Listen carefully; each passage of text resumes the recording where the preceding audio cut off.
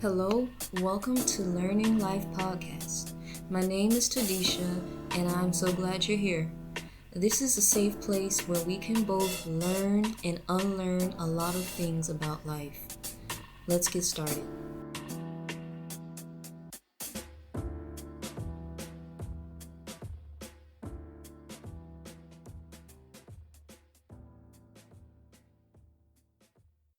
Hello, welcome back to Learning Life Podcast. This is Tadisha, and I have an exciting, informative episode for you today. The topic is going to be about mental hygiene. Okay. And this one, I had to take notes because I had a lot to say and I want to try to say it in the an organized kind of way so that you understand what I'm trying to say. So mental hygiene. So you probably just, already know about physical hygiene, washing your hands, keeping your environment clean around you, using hand sanitizer and whatnot. Because why do we do this?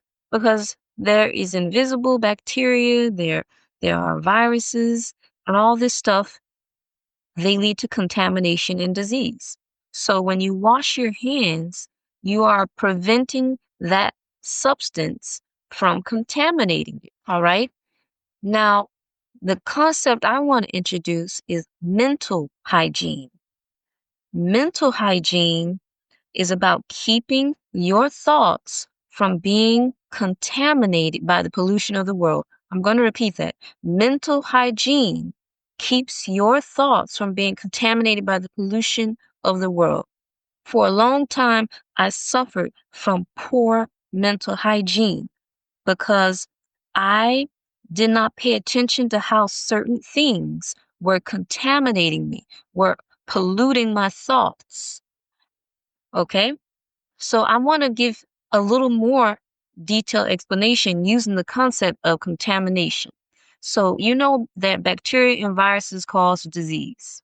In science, they teach us that a virus is made of RNA, and a virus has to find a host, a healthy cell, and that virus attaches itself to that healthy cell, and that healthy cell unknowingly includes that virus's RNA into its own genetic material.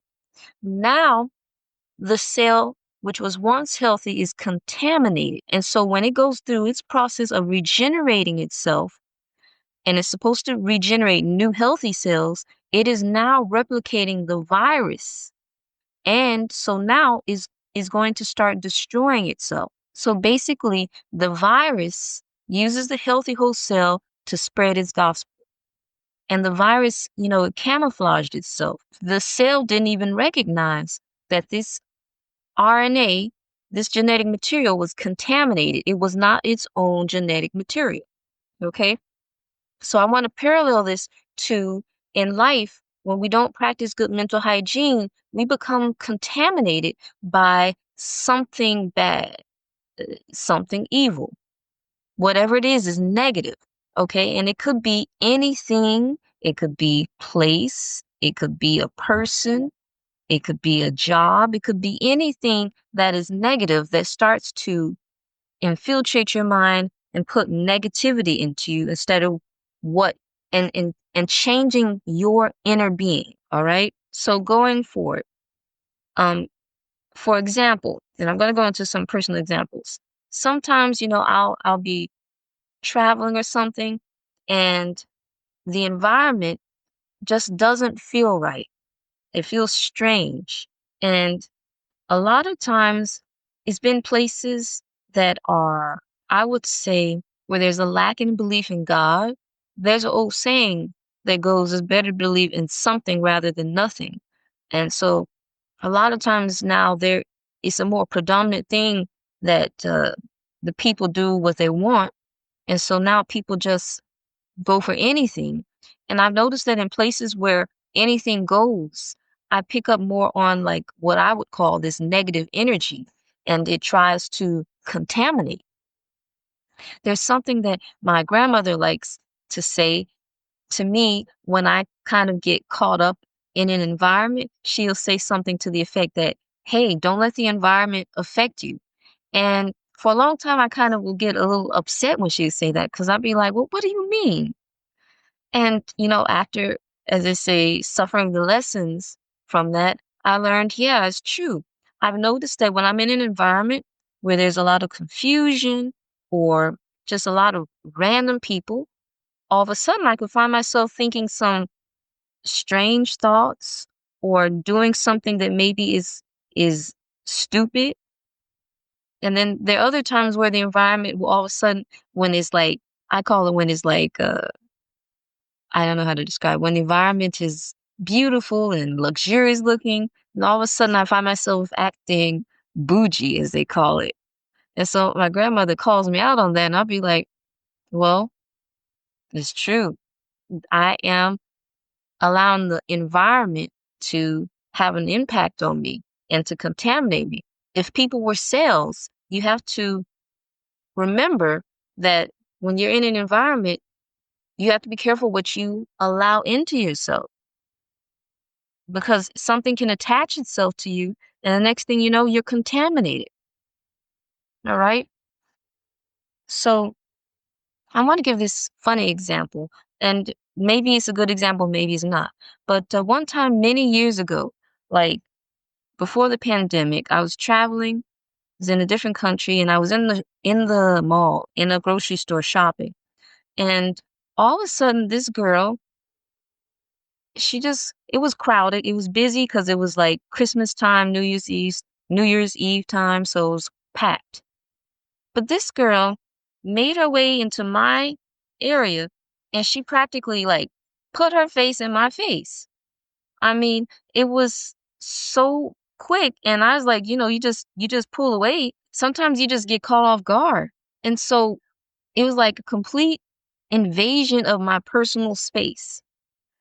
And so the point that I'm trying to say here is that you can find yourself in an environment or around people who are like a virus. They're trying to contaminate you and they are feasting off of your energy. They're leeching off of you. And the thing is, personally, I don't mind sharing.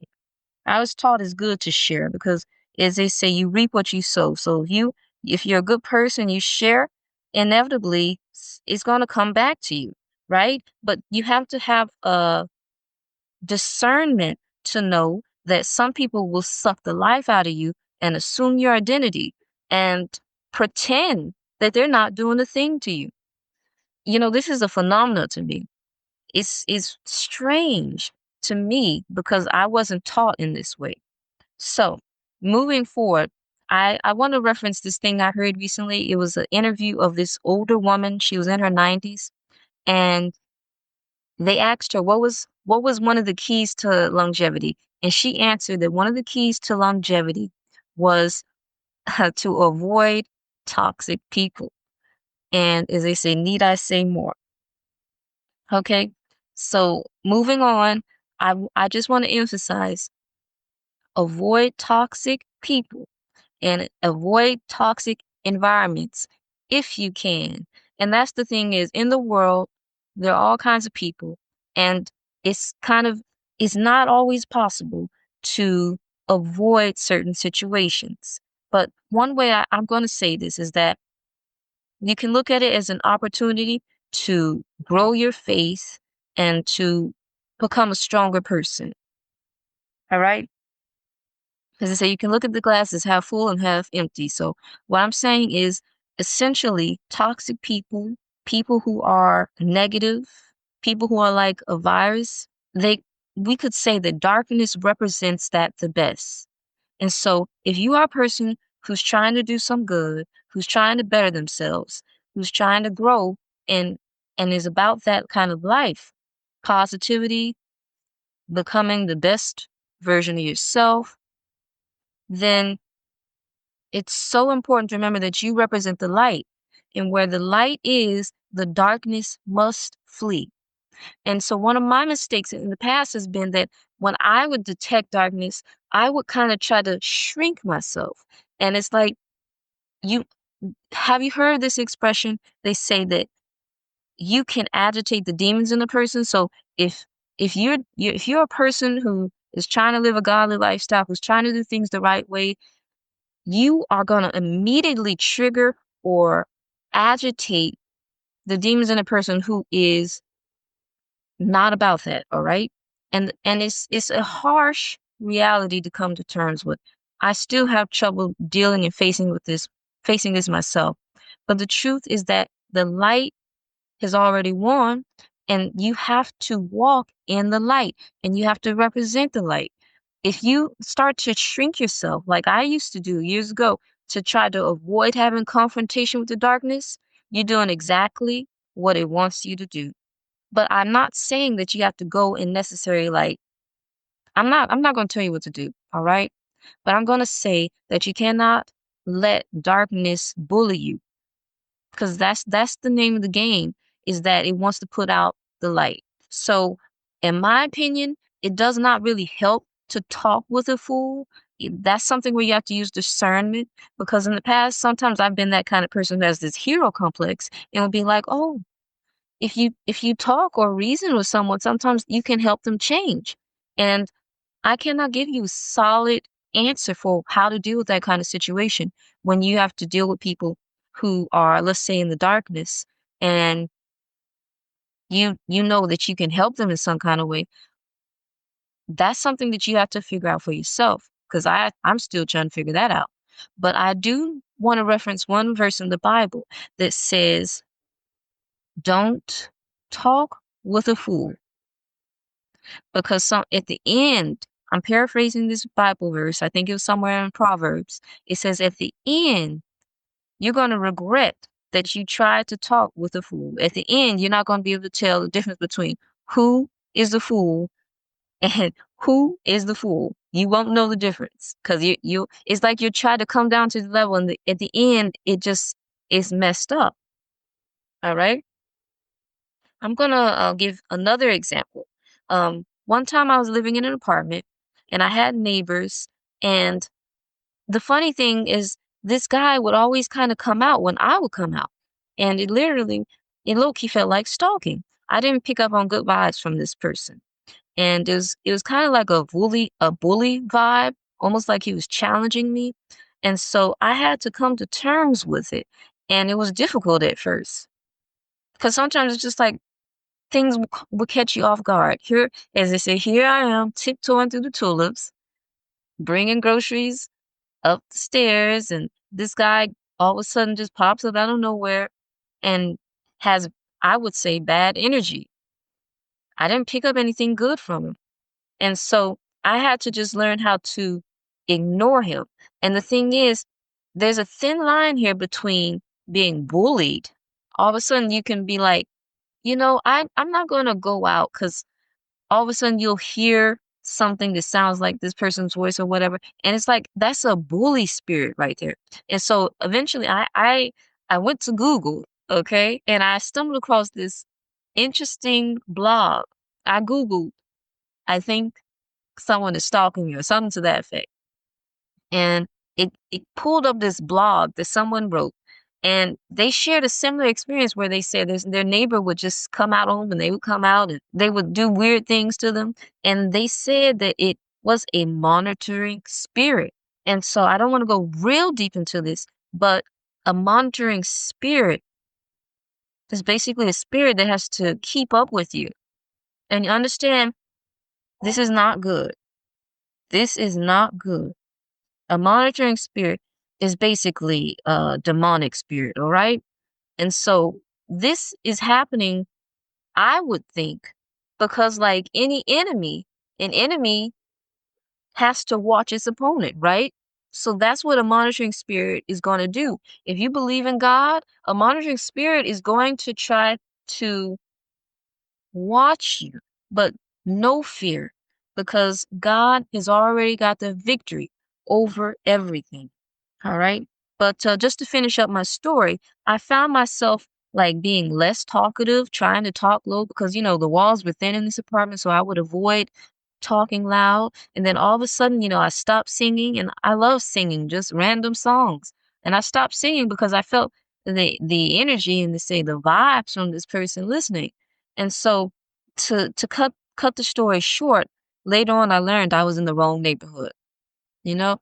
But what I'm trying to say here is that there are some people who are loaded with negative mental energy, and they will try to contaminate you. You cannot let that happen.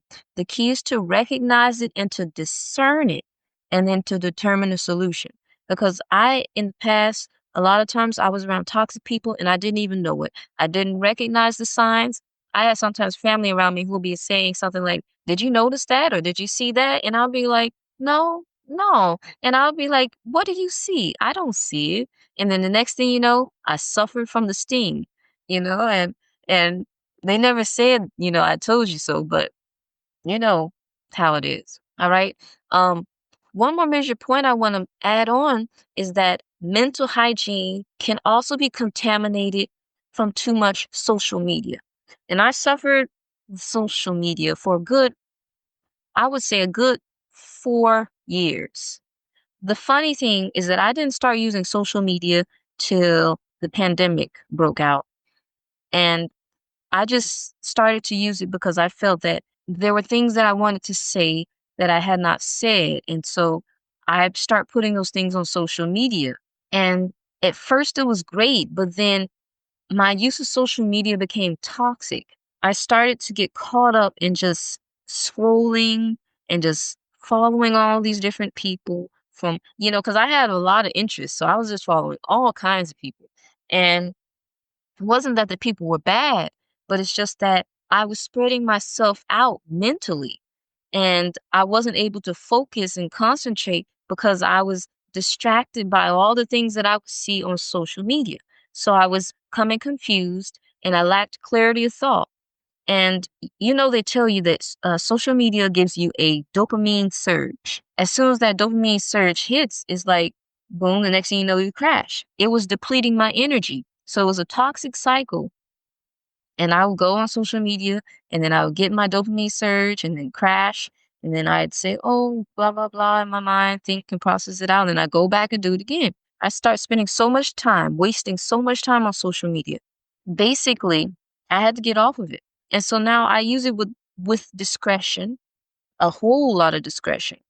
It's just, let's say it like this. Is social media was cake. That's what I'm trying to say. Social media could be like dessert. And so it's a good thing if you use it properly.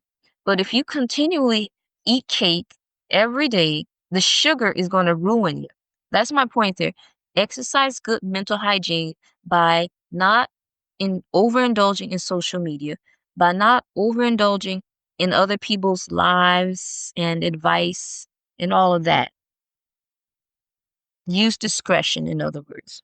All right. Now I'm going to end with the final couple of points now. And that this part is really more about how to deal with or how to correct poor mental hygiene. And so one of the first number one tips I can give you is that you have to clean your house before you start your day. And so referencing the Bible, our body is our house. It is our temple.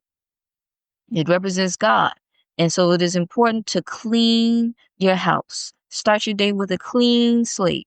Start your day with prayer and a verse. Sometimes I find this so challenging because it's like my physical self wants to just go on and do what it wants to do. It's a challenge. I still face it to sit down, read at least one verse. A lot of times when it's the most challenging, that's when you really need to buckle down and read your verse and pray. And sometimes, in the past I would get caught up in thinking, "Oh, I don't know what I just read. I can't figure it out." I'm gonna tell you this. Don't get caught up in about understanding everything. God will reveal things in good time to you if you seek it out. I have a great example that I remember to this day that I heard from a minister years ago, like maybe 10 years ago. And he said that he gave this metaphor that reading the Bible is like, let me try to say this right. There's a man and he had a bucket and the bucket had holes in it. So every time he would fill it with water, the water would leak out. And so the man was getting upset. But the thing is, the water was cleansing the bucket. And so the point that the minister was making is that we get caught up when we don't understand what we're reading in the Bible. Thing is, we just need to read it because the water, the word is the water that washes us clean. The word is the water that washes us clean, and we are the bucket. So we need that water to wash us clean. Eventually, you're going to get it. Eventually, you're going to understand it, but you have to keep getting that water, that word. Okay? Period. Allow the word of God to purify you from all contamination. All right? Last but not least, I just want to say that it's also important to surround yourself with other like minds because energy is contagious. That's why the Bible says, gather yourselves together in prayer, in congregation, because there is, and I want to say this because it's not about numbers, because as they say, God plus any number is the majority. But we are meant to fellowship and to connect and to be together in prayer and in serving and honoring God. That's so important. All right. There have been so many times when I've connected and got a word from someone, and it changed my mindset, or it answered a problem. That it helped me to figure out something that was going on wrong in my life. So it's so important to surround yourself with positive minds, with God-fearing people. All right. So I hope this episode enlightened you and helps you to see some things in a different light. Thank you so much for joining me this week. Okay. Please like, comment, and subscribe. And take care. This is Learning Life Podcast. Thank you so much for joining me. I hope that you learned something, that you enjoyed this episode. If you want to support this podcast, please subscribe. Thank you so much. See you next week.